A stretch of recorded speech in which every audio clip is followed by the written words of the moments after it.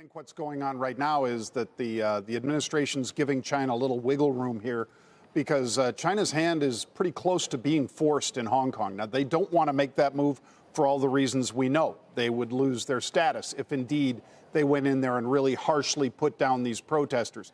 So hopefully they can get this thing under control. But Xi Jinping is under extreme pressure because he's got the trade negotiations on the one hand, Scott, then he's got Hong Kong, and then obviously in the back of his mind, Taiwan.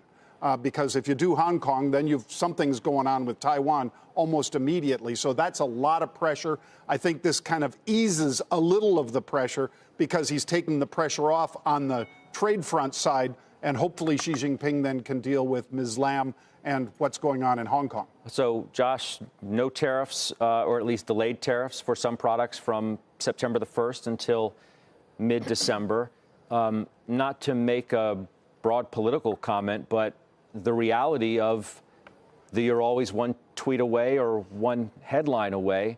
You're trying to manage money for people. Yeah, put me into that environment. Well, so the only way to win this game is not to play, as I've said repeatedly, because of exactly what you described and what we're seeing on our screens in front of us.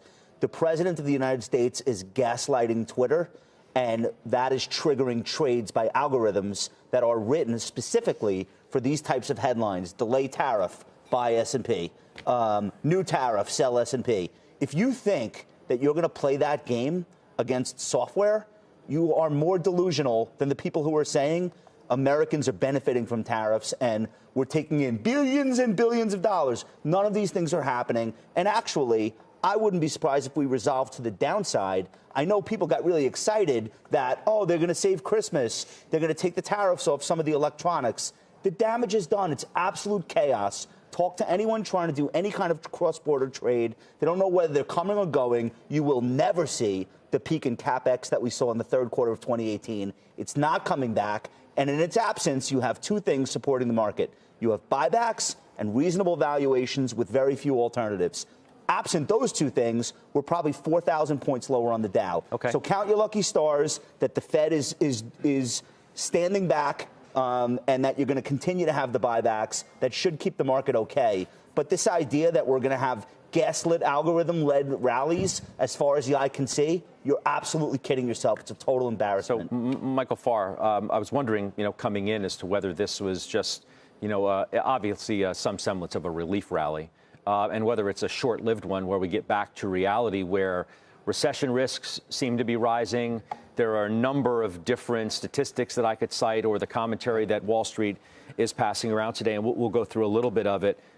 Is this a one-day phenomenon, a couple-day phenomenon, and we're back to reality? Yes, sort of. I mean, this is one in a series of these relief rallies, because we've been here before. We've traded these headlines before. The president has said 20 times. You think at least, you think back to May, and when he said all out of the blue, we're going to tariff everything that comes out of Mexico. Stocks plunge, and then a week later. And the hard part is for Fred and Ethel. Right? Fred and Ethel are 70 years old. They're retired. They're looking at the income. They're trying to see if their money's going to last them till they're 90 or 95 years old. They've plotted out their health care expenses, and they see this kind of volatility, and they think, should I be doing this? And the answer, Fred and Ethel, by the way, is no, day to day, just tune it out. You got to ignore this. You need to pay attention to the fundamentals and know that the economy is growing very, very slowly, Scott. So good points made by Michael Farr, Steph. Bank of America says the S&P is on borrowed time if the 2s and 10s, the 2-10 spread bond yields invert. There's, the lowest, the spread is now the lowest since 2007. You have fund manager survey, recession fears spike to 2011 high. You have a third of respondents in that survey expecting a recession in 12 months. You make sense of it. You're running a multi-billion-dollar portfolio at TIAA. It's like I rolled my eyes when I saw the news this morning, because it's really very, very difficult. And it goes back to, you can't react to what Michael just said. You can't react to the day-to-day headlines. You just can't as a long-term fundamental portfolio manager. So what do? And I've been talking about this barbell approach for a while, and I know you're probably sick and tired of me talking about it, but you really can't go after it. Like today, I would love to then really pile into cyclicals across the board if, in fact, I really thought we were going to make progress on trade.